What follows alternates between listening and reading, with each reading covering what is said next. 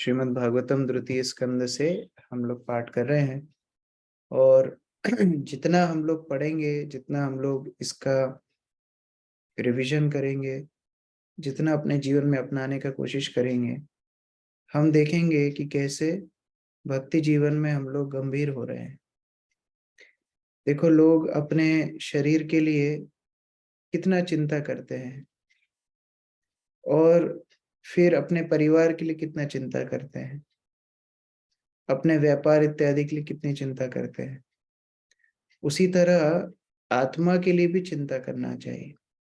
शरीर से ज्यादा महत्वपूर्ण आत्मा है, तो आत्मा के लिए और ज्यादा चिंता करनी चाहिए। तो उसी श्रृंखला में भगवत नाम का जप, भक्तों का संग और श्रीमद् भागवतम का अध्ययन श्रवण हमारे आत्मा के उत्थान के लिए बहुत आवश्यक है।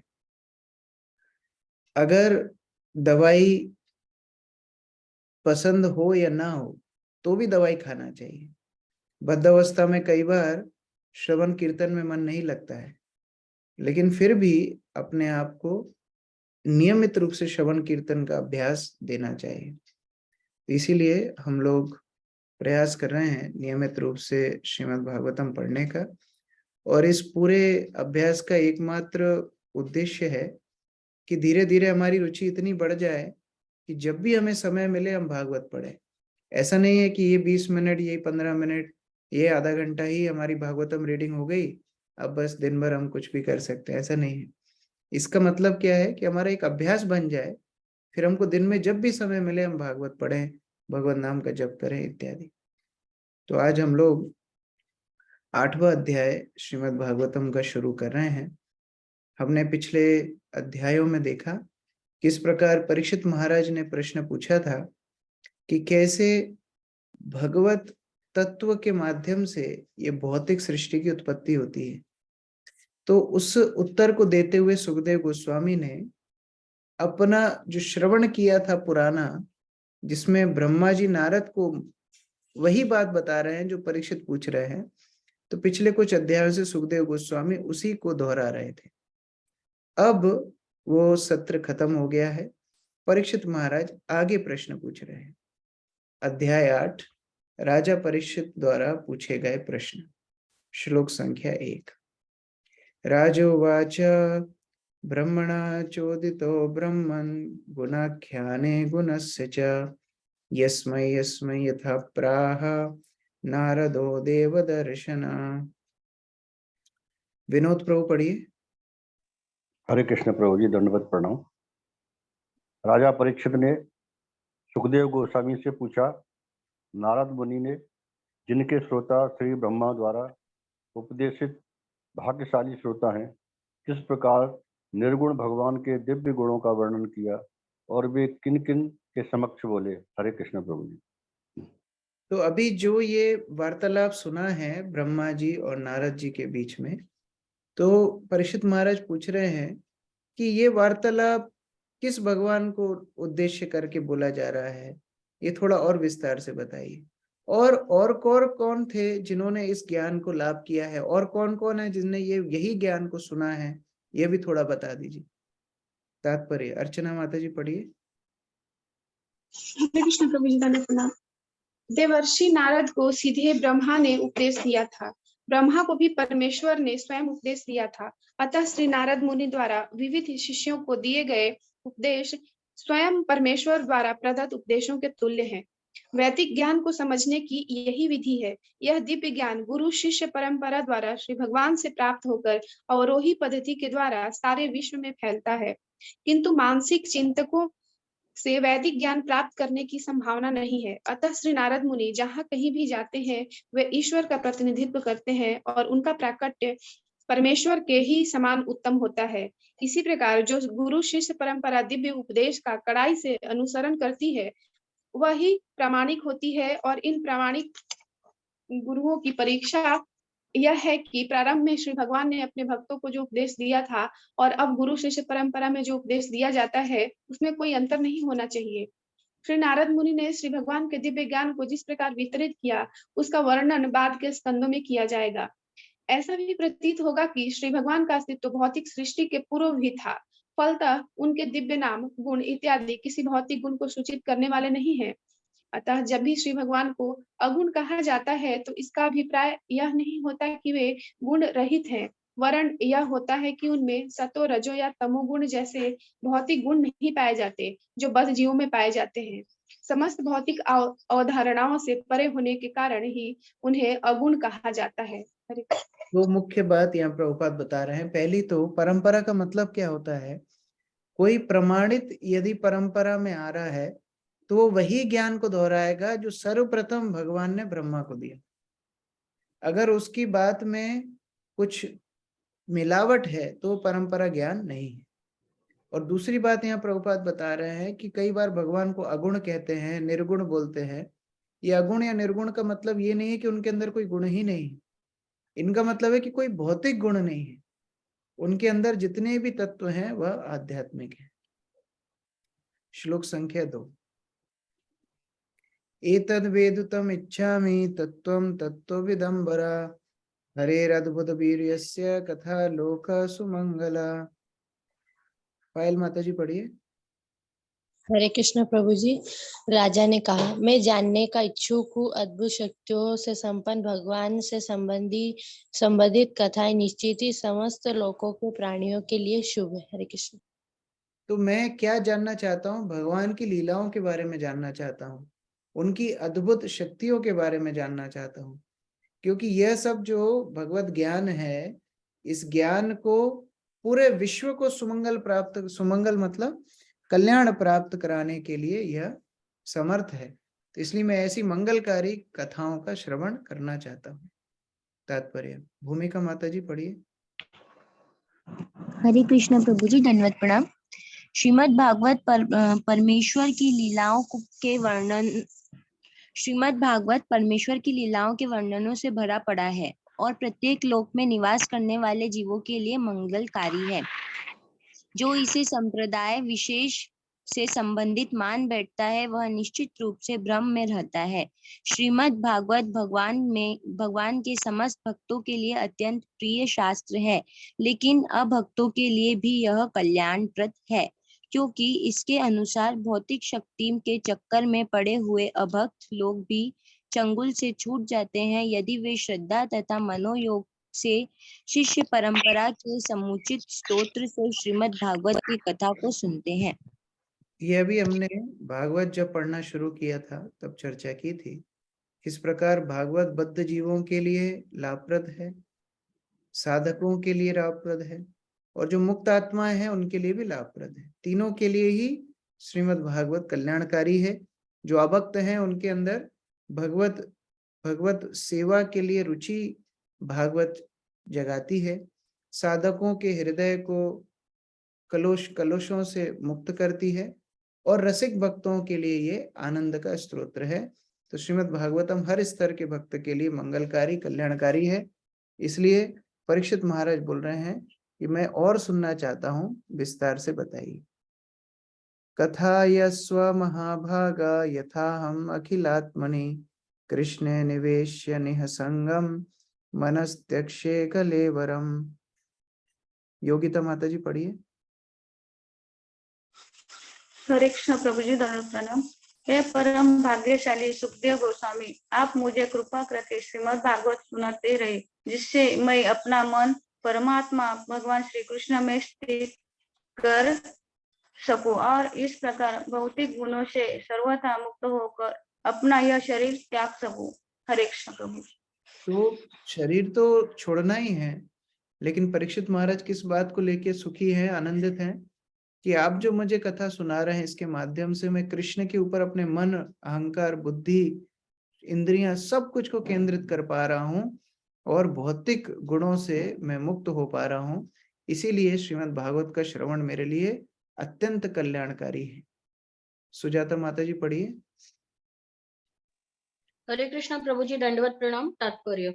श्रीमद् भागवतम में वर्णित दिव्य कथा के श्रवण में पूर्ण रूप से तन्मय होने का अर्थ है परमात्मा श्री कृष्ण के साथ निरंतर साहचर्य, और परम भगवान श्री कृष्ण के साथ ऐसे निरंतर साहचर्य का अर्थ होता है भौतिक गुणों से मुक्त हो जाना। भगवान श्री कृष्ण सूर्य के समान है और भौतिक कल्मश अंधकार के समान है। जिस प्रकार सूर्य की उपस्थिति में अंधकार हट जाता है, उसी प्रकार भगवान श्री कृष्ण का निरंतर साहचर्य मनुष्य को भौतिक गुणों के कल्मश से मुक्त करने वाला है। भौतिक गुणों का कल्मश बारंबार होने वाले जन्म तथा मृत्यु का कारण है और भौतिक गुणों से मुक्ति का अर्थ गुणातीत होना है, अर्थात दिव्यत्व को प्राप्त करना है। मुक्ति के इस रहस्य को जान लेने के कारण महाराज परीक्षित को अब आत्म साक्षात्कार हो चुका था, क्योंकि श्रील सुखदेव गोस्वामी ने राजा को कृपा पूर्वक बता दिया था कि जीवन की परम स्थिति तो मृत्यु के समय नारायण के स्मरण में निहित है। महाराज परीक्षित को 7 दिनों के पश्चात देहत्याग करना था, अतः उन्होंने श्रीमद् भागवतम की कथा के माध्यम से श्री भगवान का स्मरण करते रहने और इस प्रकार भगवान श्री कृष्ण परमात्मा के समक्ष पूर्णतः सचेष्ट रहकर शरीर त्यागने का निश्चय किया। जो लोग वृत्तिक रूप में श्री भागवतम सुनते हैं, उनका सुनना महाराज परीक्षित के दिव्य श्रवण करने से भिन्न होता है।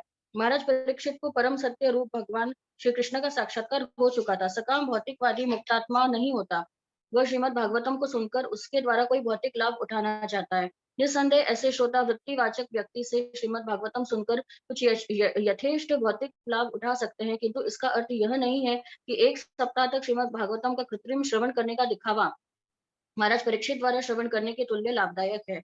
विचारवान व्यक्ति का यह कर्तव्य है कि वह आत्म साक्षात्कार प्राप्त व्यक्ति से श्रीमद् भागवतम सुने और व्यावसायिक लोगों के द्वारा ठगा न जाए। मनुष्य को चाहिए कि वह जीवन के अंतिम समय तक इसी प्रकार श्रीमद् भागवतम सुनता रहे, जिससे वास्तव में श्री भगवान की दिव्य संगति प्राप्त हो सके और वह इस प्रकार मुक्त हो सके।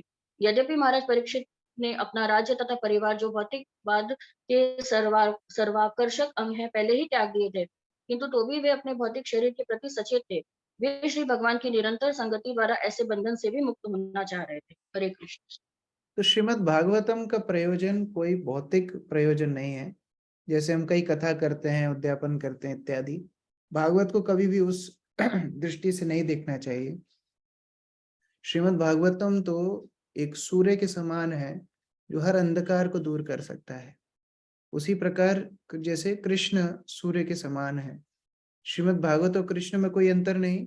तो जहाँ श्रीमद् भागवत का श्रवण कीर्तन होता है, वह हृदय शुद्ध होकर के कृष्ण में लगना चाहिए। यह मुख्य प्रयोजन श्रीमद् भागवत का है। शृण्वता श्रद्धया नित्यं गृणतश्च स्वचेष्टितं कालेन नाति दीर्घेन भगवान विशते हृदि। बहुत महत्वपूर्ण श्लोक है ये। शृण्वता श्रद्धया नित्यम, ये इसको मार्क भी करके रख सकते हैं। जो लोग भागवत का श्रवण तो करते हैं, लेकिन 2 बातें हैं, श्रद्धया और नित्यम। श्रद्धा के साथ करना चाहिए और नित्य करना चाहिए, हमेशा करना चाहिए, रोज करना चाहिए। जो बिना श्रद्धा के रोज करेंगे पूरा फल प्राप्त नहीं होगा। श्रद्धा के साथ करेंगे लेकिन रोज नहीं करेंगे तो भी पूरा फल प्राप्त नहीं होगा। दोनों, श्रद्धया नित्यम। लेकिन इसमें तो बड़ी परेशानी होगी, रोज करने में तो तकलीफ होती है, हम तो कभी कभी आते हैं। तो इसके लिए बता रहे हैं गृणतश्च स्वचेष्टितम, गंभीर होना पड़ेगा, प्रयास करना पड़ेगा। चेष्टा मतलब थोड़ी सी तकलीफ होगी। ये आसान काम नहीं है कि श्रद्धा के साथ और नित्य रूप से भागवत का श्रवण करा जाए, इतना आसान नहीं है। हम लोग देखते हैं कि कई बार कई नए जो लोग जुड़ते हैं, पुराने लोग फिर डप हो जाते हैं, फिर पूछना पड़ता है प्रभु जी आप भागवत प्रवेश में नहीं आ रहे हैं, फिर दोबारा शुरू करते हैं। इतना आसान नहीं है। तो कारण क्या है? शृण्वता श्रद्धया नित्यम गुण गृणतस्य स्वचेष्टितम। चेष्टा करनी पड़ेगी, और किसको? दूसरे को नहीं, स्वचेष्टितम, स्वयं को, स्वयं के प्रयास से गंभीरता पूर्वक श्रद्धा के साथ नित्य रूप से भागवत का जो श्रवण करेंगे, उनको क्या होगा? कालेन न अति दीर्घेन। न अति दीर्घेन मतलब दीर्घ मतलब लंबे समय के बाद, न अति दीर्घेन मतलब लंबा समय नहीं, बहुत जल्दी जल्दी भगवान विशते हृदय, हृदय में भगवान प्रकट हो जाएंगे। मतलब कृष्ण भावना भावित भक्त आसानी से हो सकता है, बहुत अल्प समय में, अगर वो थोड़ा कठिन प्रयास कर ले, थोड़ा कष्ट अपने जीवन में सह ले, और 2 ही काम श्रद्धा और नित्य के साथ, नित्यता के साथ श्रीमद् भागवत का श्रवण कर ले। तो ये बहुत ही महत्वपूर्ण निर्देश हमारे लिए परीक्षित महाराज बता रहे हैं। तृप्ति माता जी पढ़िए अनुवाद। हरे कृष्ण प्रभु जी, दंडवाद प्रणाम। जो लोग नियमित रूप से श्री भागवतम सुनते हैं और इसे अत्यंत गंभीरता पूर्वक ग्रहण करते हैं, उनके हृदय में अल्प समय में ही भगवान श्री कृष्ण प्रकट हो जाता है।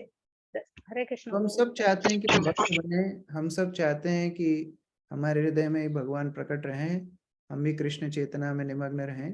तो यह उपाय है जो यहाँ परीक्षित महाराज दे रहे हैं। अजय प्रभु तात्पर्य पढ़िए। हरे कृष्णा प्रभु जी, धन्यवाद प्रणाम। तात्पर्य, साधारण भक्त या भौतिकवाद में ग्रस्त भक्त आवश्यक योग्यता न होते हुए भी श्री भगवान को साक्षात देखने के लिए बहुत लालायित रहते हैं। ऐसे निम्न कोटि के भक्तों को यही अच्छी तरह जान लेना चाहिए कि भौतिक आसक्ति तथा साक्षात श्री भगवान का दर्शन करना एक साथ नहीं रह सकते। यह ऐसी यांत्रिक प्रक्रिया नहीं है कि व्यावसायिक श्रीमद् भागवतम के वाचक निम्न कोटि के भौतिकवादी छद्म भक्तों के लिए कार्य कर सके। ये व्यावसायिक लोग ऐसा करने में अयोग्य है, क्योंकि न तो उन्हें आत्म साक्षात्कार हुआ रहता है और न ही श्रोताओं की मुक्ति में उनकी कोई अभिरुचि होती। वे तो केवल अपनी गृहस्थी बनाए रखकर अपने पेशे से कुछ भौतिक लाभ उठाने में रुचि रखते हैं। महाराज परीक्षित को केवल 7 दिन जीवित रहना था, किंतु दूसरों के हित में स्वतः बताते हैं कि लोग श्रीमद् भागवतम को नित्य अपने प्रयास से तथा भक्ति पूर्वक गंभीरता से सुने। इससे हृदय के भीतर भगवान श्री कृष्ण का शीघ्र दर्शन करने में उन्हें सहायता मिलेगी। किंतु छद्म भक्त अपनी सनक के अनुसार श्री भगवान का दर्शन करने का बहुत इच्छुक रहता है। वह श्रीमद् भागवतम को नियमित रूप से सुनने के लिए न तो कोई गंभीर प्रयास करता है और न ही भौतिक लाभ की इच्छा से विरक्त हो पाता है। यह महाराज परीक्षित जैसा अधिकारी द्वारा संस्तुत विधि नहीं है, जिन्होंने श्रीमद् भागवतम सुनकर उससे लाभ उठाया। हरे कृष्ण प्रभु। तो सभी भगवान का दर्शन करना चाहते हैं, सभी भगवान के भक्त बनना चाहते हैं।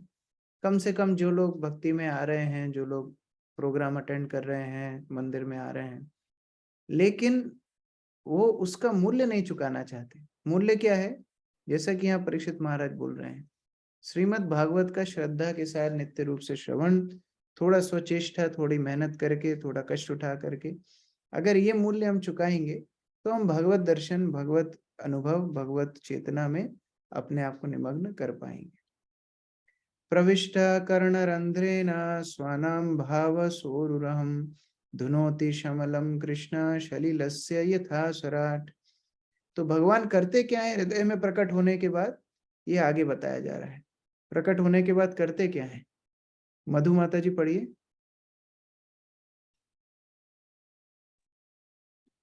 हरे कृष्ण प्रभु जी, दंडवत प्रणाम।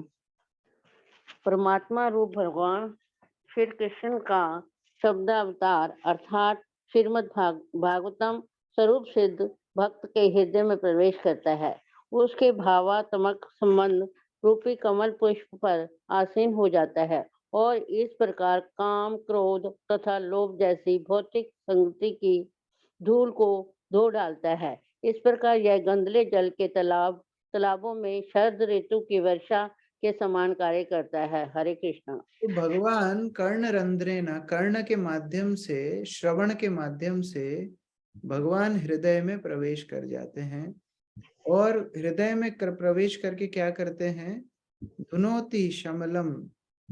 धुनोति मतलब निर्मल करते हैं, धोते हैं, साफ करते हैं।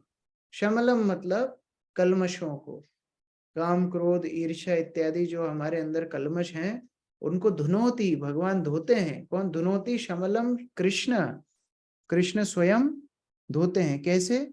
सलिलस्य यथा शरद, जैसे शरद ऋतु में वर्षा के ऋतु में अपने आप गंदा जल के तालाब साफ हो जाते हैं, उसी प्रकार से भगवान शब्द रूप में, कथा के रूप में कर्ण से हृदय में प्रवेश करके भक्त के हृदय को साफ कर देते हैं। तो यह कल्मशों से साफ होने के लिए भगवत कथा बहुत आवश्यक है। राहुल प्रभु पढ़िए तात्पर्य। हरे कृष्ण प्रभु जी, दंडवत प्रणाम। तात्पर्य, कहा जाता है कि भगवान का एक अकेला शुद्ध भक्त संसार के समस्त पतितों को उबार सकता है। अतः जिसे नारद या सुखदेव गोस्वामी जैसे शुद्ध भक्त का विश्वास प्राप्त है और जो अपने गुरु से शक्ति प्राप्त करता है, जिस प्रकार नारद जी ने ब्रह्मा जी से की थी, वह न केवल स्वयं को माया के चंगुल से छुड़ाता है, वरन अपनी शुद्ध तथा शक्ति संपन्न भक्ति की शक्ति से सारे संसार को उबार सकता है। गंदले जलाशयों में गिरने वाली शारदीय वर्षा से उपमा देना अत्यंत उपयुक्त है। वर्षा ऋतु में सारी नदियों का पानी गंदला हो जाता है, किंतु शरद ऋतु में जब हल्की वर्षा होती है तो संसार भर में नदियों का जल स्वच्छ हो जाता है। किसी रसायन की अल्प मात्रा से शहरी जलागार की तरह किसी छोटे जलाशय का जल स्वच्छ किया जा सकता है, किंतु ऐसे अल्प प्रयास से नदियों का जल स्वच्छ नहीं किया जा सकता। किंतु भगवान का शक्ति संपन्न शुद्ध भक्त न केवल अपने को उबार सकता है, वरन अपनी संगति से अनेकों को उबारता है। दूसरे शब्दों में अन्य विधियों से यहाँ पर बताया जा यथा रहा है कि कैसे भगवान पतितों का उद्धार करते हैं, और भगवान किस माध्यम से करते हैं? अपने भक्तों के माध्यम से करते हैं। जैसे नारद मुनि, सुखदेव गोस्वामी, उनके प्रतिनिधि इत्यादि, ये भगवान की कथा सुनाते हैं और उसके माध्यम से जैसे मानो कोई गंदे पानी का जलाशय पवित्र हो जाए, ऐसे भौतिकवादी लोगों के हृदय को पवित्र कर देते हैं। विनीत प्रभु आगे पढ़िए। हरे कृष्णा प्रभु जी, दंडवत प्रणाम। विनीत प्रभु। हरे कृष्णा प्रभु जी, दंडवत प्रणाम। अच्छा, सॉरी, माता जी पढ़ रही थी, ठीक है, माता जी पढ़िए। सॉरी, मुझे लगा कोई और। हरे कृष्णा, दंडवत प्रणाम प्रभु। दूसरे शब्दों में अन्य विधियों से यथा ज्ञान मार्ग या योगासन द्वारा अपना ही कलुषित हृदय स्वच्छ किया जा सकता है, किंतु श्री भगवान की भक्तिमय सेवा इतनी शक्तिशाली होती है कि वह शुद्ध शक्ति संपन्न भक्त की भक्ति से समस्त लोगों के हृदय को स्वच्छ कर सकती है। श्री नारद मुनि, श्री सुखदेव गोस्वामी, भगवान श्री चैतन्य, छहों गोस्वामी तथा उनके पश्चात श्रील भक्ति विनोद ठाकुर तथा श्रीमद भक्ति सिद्धांत सरस्वती ठाकुर जैसे श्री भगवान के अनेकों वास्तविक प्रतिनिधि अपनी शक्ति संपन्न भक्ति के द्वारा सभी लोगों का उद्धार कर सकते हैं। श्रीमद् भागवतम को सुनने के सद प्रयासों द्वारा मनुष्य को श्री भगवान के साथ दास, सखा, वात्सल्य अथवा माधुर्य प्रेम के दिव्य भाव में अपने स्वाभाविक संबंध का बोध हो जाता है, और इस प्रकार के आत्म साक्षात्कार से वह तुरंत श्री भगवान की दिव्य प्रेमा भक्ति का भागी बन जाता है। श्री नारद मुनि जैसे समस्त शुद्ध भक्त न केवल स्वरूप सिद्ध आत्मा थे, वरन वे स्वतः स्फूर्त आध्यात्मिक प्रेरणा से उपदेश देने के कार्य में लगे रहते थे, और इस तरह से माया के गुणों में फंसे अनेक हीन जीवों का उद्धार करते थे। वे इतने शक्ति संपन्न इसलिए हो सके क्योंकि वे नियमित रूप से श्रीमद् भागवतम के सिद्धांतों का श्रवण एवं पूजन करते थे। हृदय में संचित हो चुकी भौतिक वासनाएं श्री भगवान के अपने प्रयासों से ऐसे कार्यों द्वारा स्वच्छ हो जाती है। श्री भगवान जीवों के हृदय में सदैव विद्यमान रहते हैं, किंतु वे जीव की भक्तिमय सेवा से प्रकट होते हैं। ज्ञान के अनुशीलन या योग द्वारा हृदय की शुद्धि किसी एक व्यक्ति के लिए कुछ काल के लिए उपयुक्त सिद्ध हो सकती है, किंतु यह स्थिर जल की अल्प मात्रा को रासायनिक विधियों से स्वच्छ करने के समान है। इस प्रकार से शुद्ध किया जल मैल के कुछ काल तक तलछट बैठ जाने के कारण स्वच्छ रह सकता है, किंतु तनिक भी हिलाने पर पुनः गंदला हो जाता है। कहने का तात्पर्य यह है कि श्री भगवान की भक्तिमय सेवा ही हृदय को सदा के लिए स्वच्छ बनाने की एकमात्र विधि है। अन्य विधियां भले ही कुछ समय के लिए ऊपर से ऊपर श्रेष्ठ लगती हों, किंतु मन के विचलित होने से पुनः गंदले होने की आशंका रहती है। माया के चंगुल से छूटने के लिए सर्वोत्तम विधि यही है कि श्री भगवत भक्ति के साथ ही नियमित रूप से श्रीमद् भागवतम का सदैव ध्यान पूर्वक श्रवण किया जाए। हरे कृष्ण। हरे कृष्ण। तो यहाँ पर बताया जा रहा है, बहुत ही सुंदर उदाहरण है कि अगर हम अलग अलग योग पद्धति, ज्ञान पद्धति, तपस्या इत्यादि, कठोर व्रत ये सब करते हैं, तो हो सकता है बाह्य रूप से लगे कि अरे हम तो बड़े शुद्ध हो गए हैं, लेकिन वो इस प्रकार है जैसा कि धूल मिट्टी इत्यादि जमीन पर बैठ गई हो और ऊपर का पानी स्वच्छ दिख रहा हो, लेकिन एक पत्थर आप मारेंगे, दोबारा से धूल मिट्टी ऊपर उछल जाएगी और दोबारा से पानी गंदा हो जाएगा। उसी प्रकार से यह अलग अलग पद्धतियां हो सकता है अस्थायी रूप से थोड़ा सा हमारे जीवन में परिवर्तन लाए, लेकिन स्थायी रूप से हृदय कब शुद्ध होता है? जब भगवान की पवित्र कथा, जो भौतिक नहीं है, जो आध्यात्मिक है, वह आध्यात्मिक शब्दावली से हमारा हृदय शुद्ध होता है। हरे कृष्ण। तो आज हम यहीं पर अंत करेंगे। मंदिर में क्लास शुरू हो गई है। 3 दिन अक्षय तृतीया के विशेष श्रृंगार की वजह से क्लास का समय चेंज हुआ है। कल से फिर हम आधा घंटा पढ़ सकते हैं और प्रश्नोत्तर भी ले सकते हैं। हरे कृष्ण। श्रील प्रभुपाद की जय। ग्रंथराज श्रीमद् भागवतम की।